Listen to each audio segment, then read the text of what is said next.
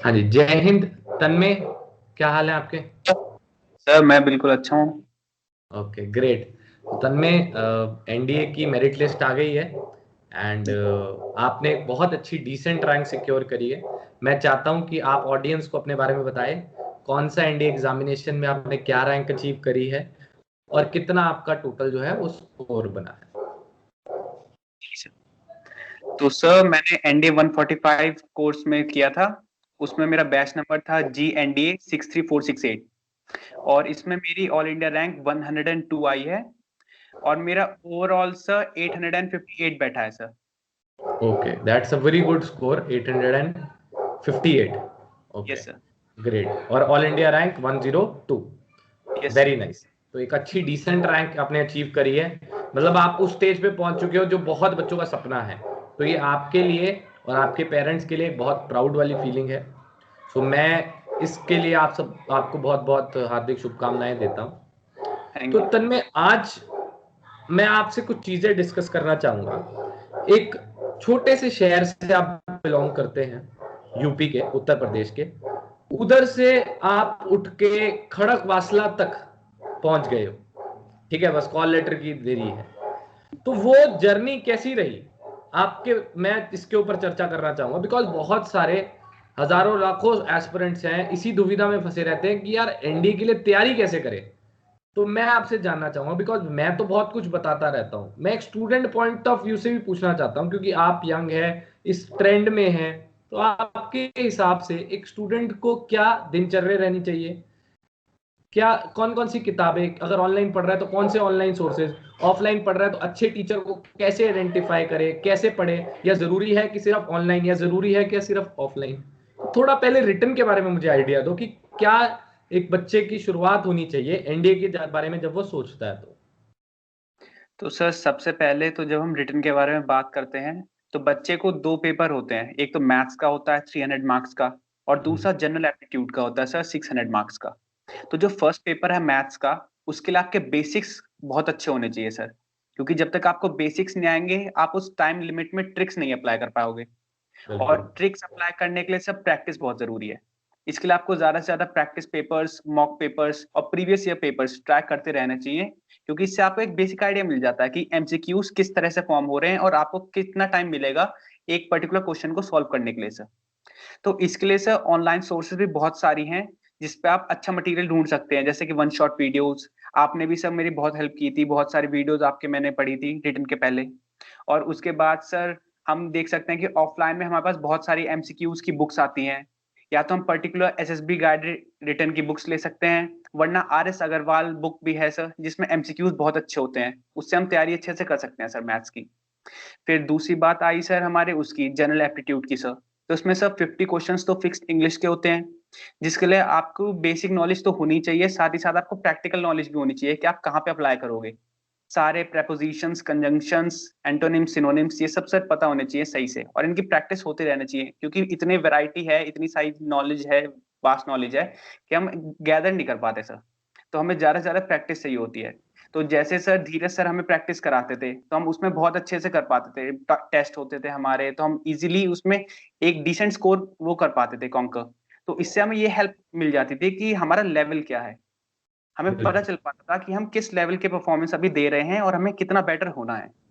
तो सर बिल्कुल। इससे हमें बेसिक्स तो पता चले जाते हैं, साथ ही साथ हमें नए नए वर्ड्स भी पता चलते थे एंटोनिम्स सिनोनिम्स के, तो ये हमें बहुत हेल्प हुई।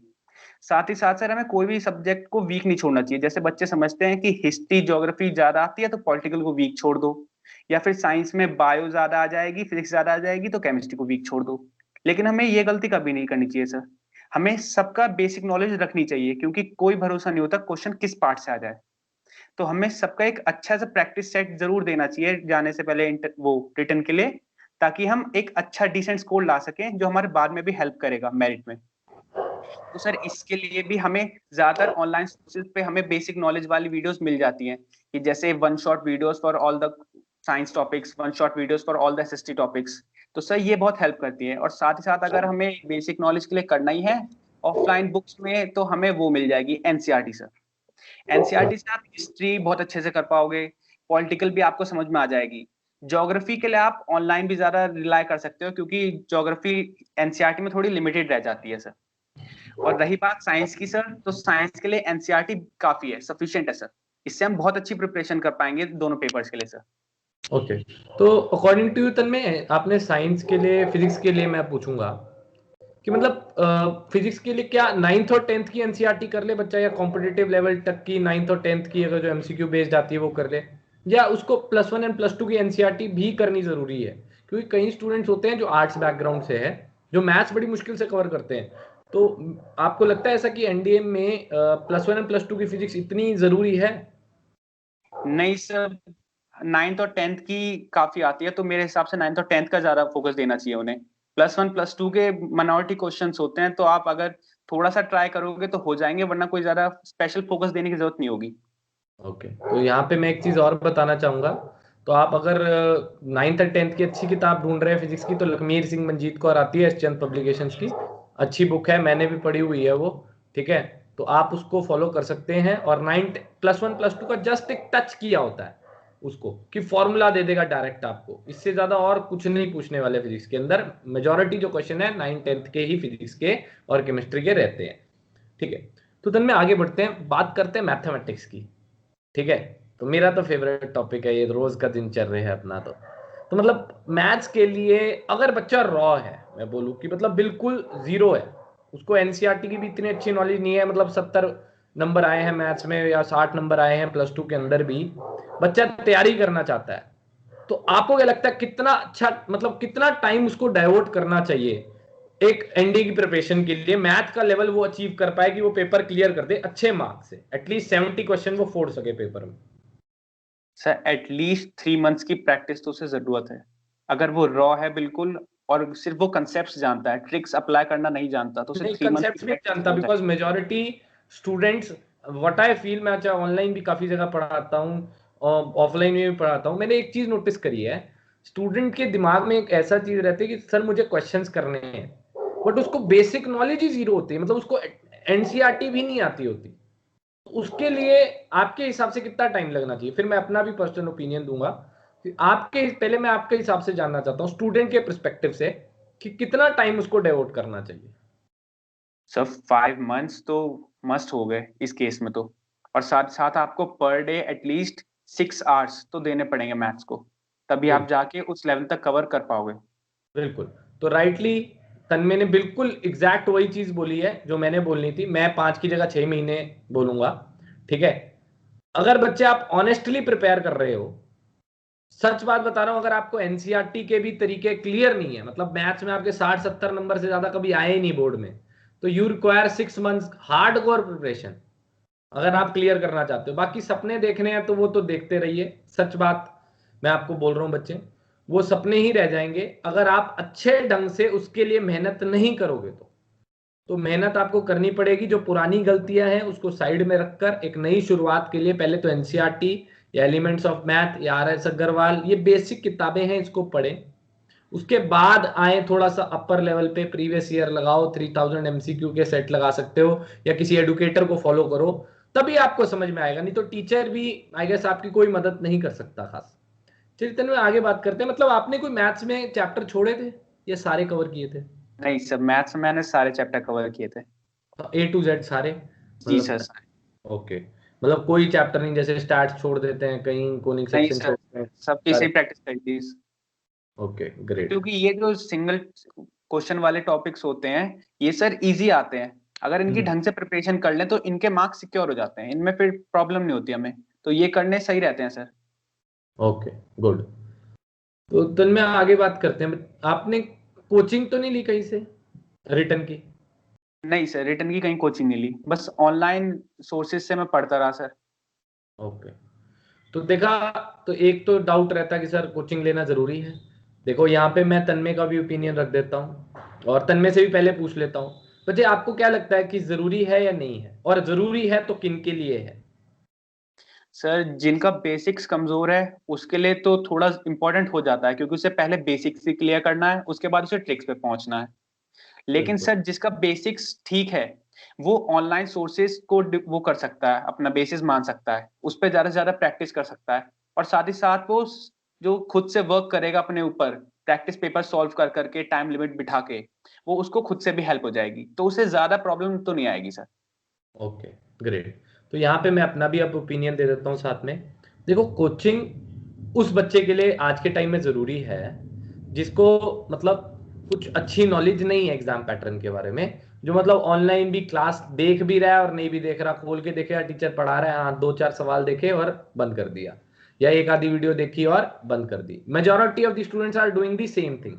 तो क्या करते हैं, एक वीडियो खोल के 4-5 सवाल देखे, हाँ ठीक है हो गया, नहीं हो रहे ठीक है नहीं हो रहे, लास्ट महीने में देखेंगे। अब लास्ट मंथ जैसे जैसे आता है, क्योंकि अब लास्ट महीना बचा है, ठीक है, अब उनको होश आ जाता है कि यार अब तो प्रिपरेशन करनी है। अब उनके बेसिक ही नहीं इतने कमजोर हो जाते हैं कि वो अब प्रीवियस ईयर तो छोड़ो, मतलब RS अग्रवाल के सवाल नहीं कर पाते, बहुत बेसिक किताबों के सवाल नहीं कर पाते। तो ये एक बहुत बड़ा प्रॉब्लम क्रिएट करता है। तो पहले जागना चाहिए बच्चों को ना, 3 to 4 मंथ्स पहले, और बेसिक पहले पक्के करो। अगर नहीं हो रहे हैं तो आप कोचिंग कर सकते हैं, करने में कोई मनाही नहीं है। अच्छा तन में एक और चीज, आप एक स्टूडेंट है और रिकमेंडेड हैं, ठीक है ना, एनडीए के लिए भी। मैं आपसे पूछता हूँ कि अगर आप, क्योंकि बहुत सारे बच्चे मैं देखता हूँ मतलब ऑनलाइन भी या ऑफलाइन भी बेकार जगहों पे फंस जाते हैं कोचिंगों में ना, मतलब यूपी में बहुत है, देहरादून में बहुत है, मतलब ये प्रॉब्लम क्रिएट करते हैं। आए दिन मुझे फोन आते हैं बच्चों के, सर यहाँ फंस गए, सर वहां फंस गए। So how do you identify कि ये कोचिंग इंस्टीट्यूट या ये आदमी मुझे अच्छे तरीके से प्रिपेयर कर सकता है, या ये टीचर? सबसे पहली आपके दिमाग में क्या चीजें आती है? सर जो वहां से पढ़े हुए स्टूडेंट्स हैं उनका रिव्यू, और साथ ही साथ जिस तरह के वो क्वेश्चंस कराते हैं और जिस हिसाब से कराते हैं, उसका आपको भी थोड़ा सा बिफोर हैंड एक्सपीरियंस होना चाहिए या फिर नॉलेज होनी चाहिए कि किस तरह से पढ़ा रहे हैं, क्या कर रहे हैं वहाँ पे, कितना टाइम डिवोट हो पा रहा है, कैसे स्टूडेंट्स टैकल हो पा रहे हैं। जब वो सब सही होता है सर, तो हम वो बिलीव कर सकते हैं कि वो एक अच्छा इंस्टीट्यूट है और वहाँ पे हमारी मेहनत काम आएगी। ओके, ग्रेट, ठीक है। चल, मूविंग अहेड, में मतलब थोड़ी बुक्स आप मुझे बताओ जो एक बच्चे को करनी मतलब जरूरी ही है एनडीए के लिए। ये बुक्स मतलब ये किताबें तो करनी ही करनी चाहिए, ये तो मतलब इस फ्रेमवर्क के अंदर है ही है। सर मैथ्स के लिए RS अग्रवाल हो गई, और साथ ही साथ क्या कहते हैं, हम वो एमसीक्यूज के लिए बुक्स ले सकते हैं सर, 3000 एमसीक्यूज और ये सब सर। और साथ ओके, ही साथ हम सैंपल पेपर्स की बुक्स भी आती है, combined sample papers of previous years, वो ओवरऑल सारे टॉपिक्स कवर कर देगा, मैथ्स हो गया, साइंस हो गया, तो आपने कौन इंग्लिश सा हो गया। सैंपल पेपर लिया था? यू कैन नेम, कोई प्रॉब्लम नहीं है, आप सर नाम ले दो। मैंने कौन सा सिर्फ सैंपल पेपर ऑनलाइन आपका? सोर्सेज से लिया था, सिर्फ ऑनलाइन में डाउनलोड करता था और साथ के साथ सॉल्व करके अच्छा, चेक कर लेता था सर। ठीक है। और आगे जीएटी के लिए कोई किताबें? सर जीएटी के लिए लूसेंट, लूसेंट, लूसेंट्स ओके। नॉलेज, जी सर, उससे बहुत नॉलेज हो जाती है सर, काफी टॉपिक्स का डेप्थ में भी पता चल जाता है आपको, हिस्ट्री, पॉलिटिकल और साथ साथ साइंस के भी कई टॉपिक्स सर, क्योंकि 9th 10th का वो अच्छे से क्लियर करवा देता है सर। ओके, ठीक है। अच्छा, जीएटी के लिए कुछ स्पेसिफिक एडुकेटर या कुछ स्पेसिफिक टीचर्स को आपने फॉलो किया?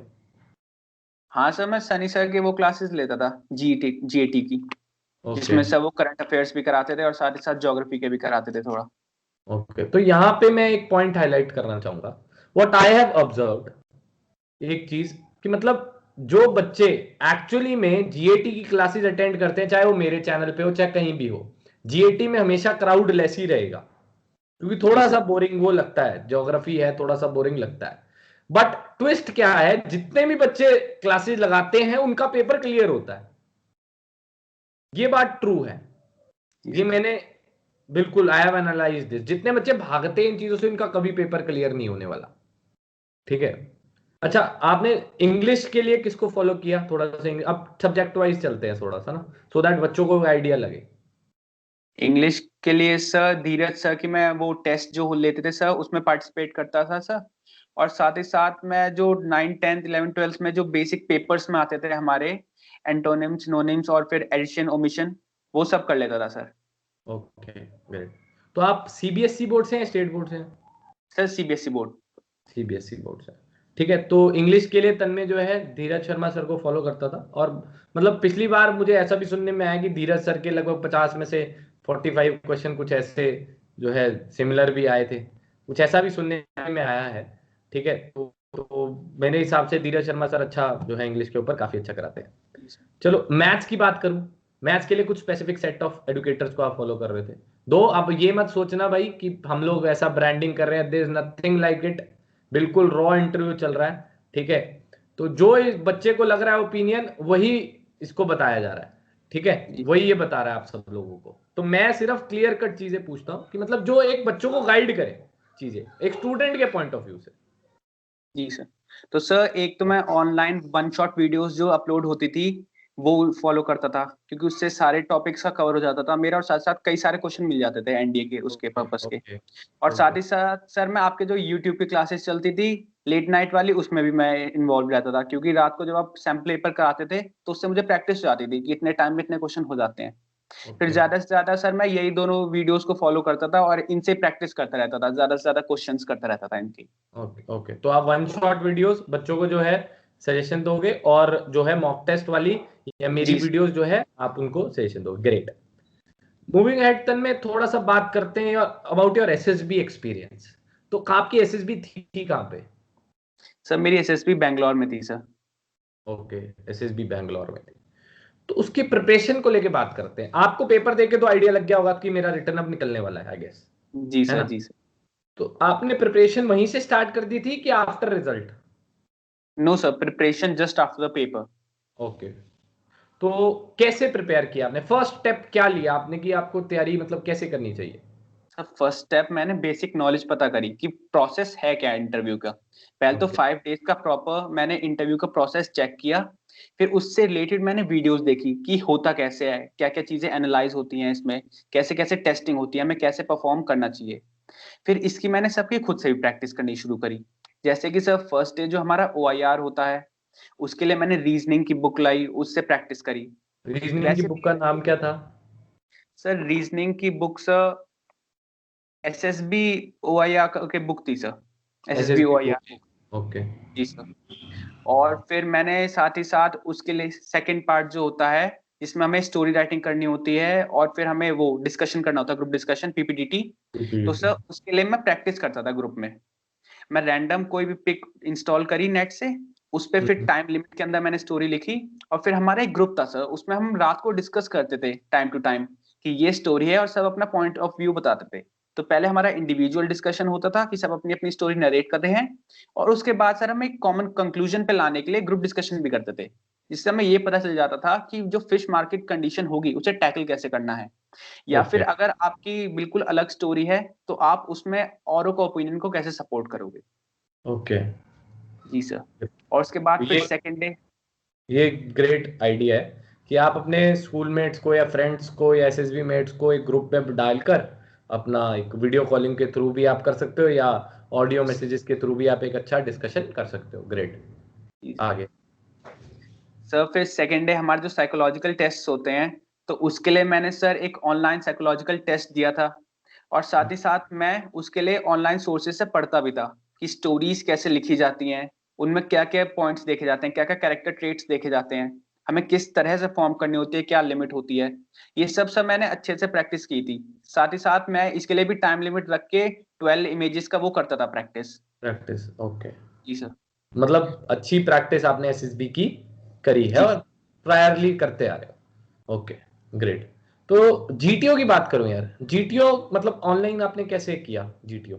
नहीं सर, जीटीओ का सिर्फ हम बेसिक पता कर सकते हैं ऑनलाइन, हम प्रैक्टिकल नॉलेज ऑनलाइन देख के नहीं कर सकते। प्रैक्टिकल अच्छा, नॉलेज हमें आपका क्या सामने देखनी सजेशन है? होगी।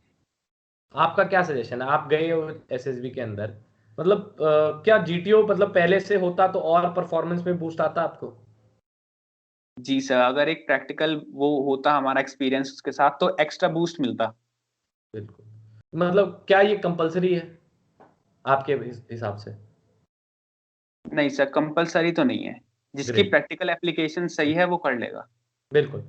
तो कंपलसरी नहीं होता जीटीओ, बट फिर भी एक होता है कि एक्स्ट्रा एज अगर आपको लेना है आपकी प्रिपरेशन को, कि आपको लग रहा है कि हाँ मुझे मतलब रिटर्न में अच्छा स्कोर नहीं है, एसएसबी में बहुत अच्छा स्कोर करना है, तो जीटीओ भी आपका परफेक्ट होना चाहिए।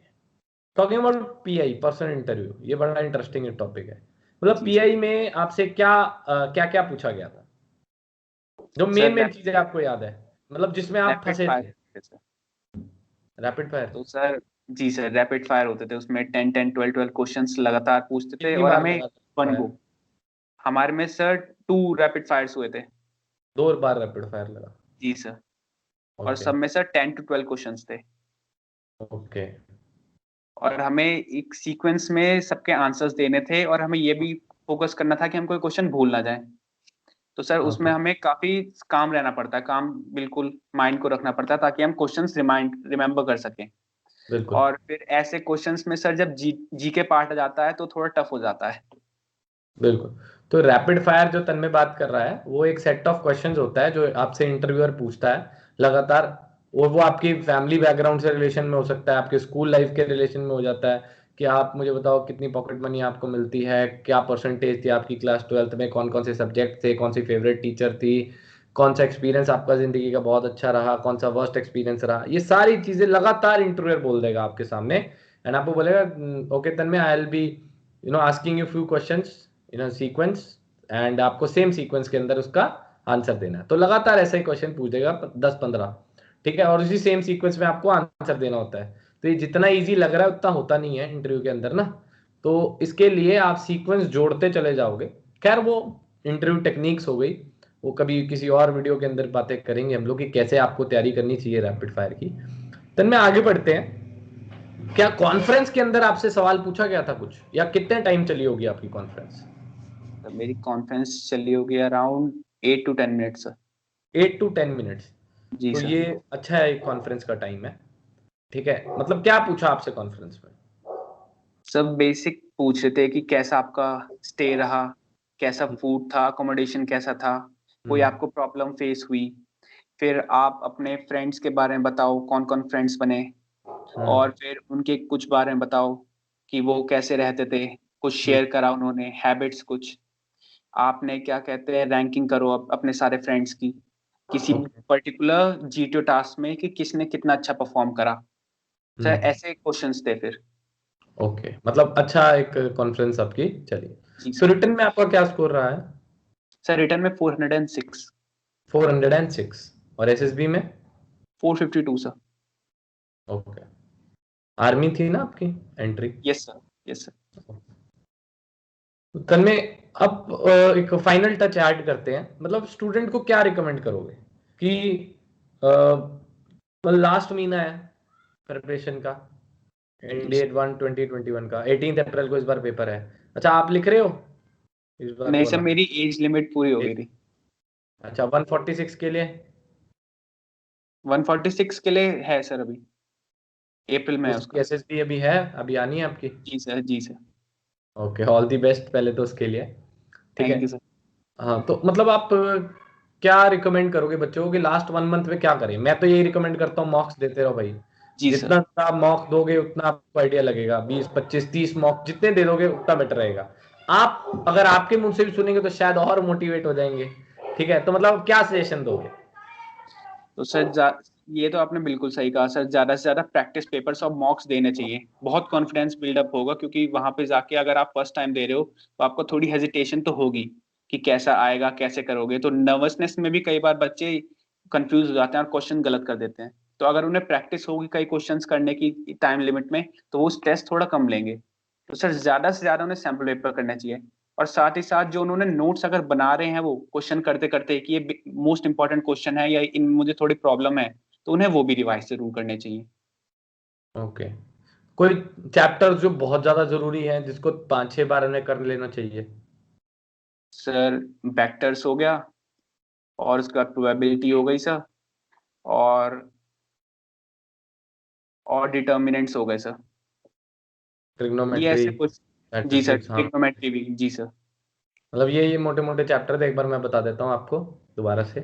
Trigonometry, probability, statistics, vector 3D, matrix determinant, sets relation function, और अपना थोड़ा बहुत, अगर आपको मैं बोलूँ थोड़ा बहुत आप पढ़ सकते हैं तो आप इंटीग्रेशन। इंटीग्रेशन पे थोड़ा बहुत स्ट्रेस दें, क्योंकि आजकल क्वेश्चन कहीं कम आते हैं।